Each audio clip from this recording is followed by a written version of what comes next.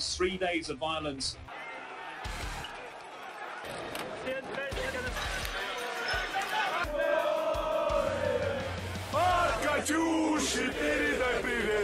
Настоящий хаос сейчас царит в городе.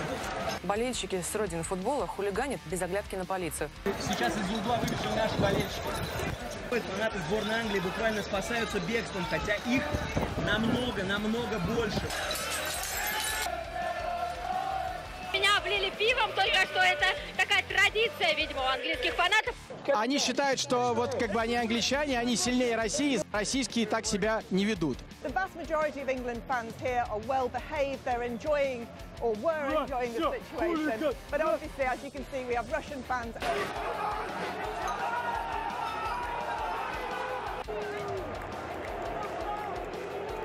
After England's game against Russia, Russian fans charged into the section containing England supporters. Англичане провоцировали российских болельщиков, кидали пивными стаканами.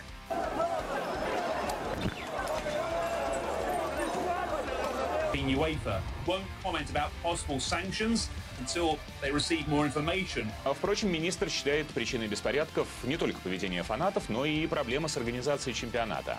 Kind of scenes that we thought we had consigned to history in international football.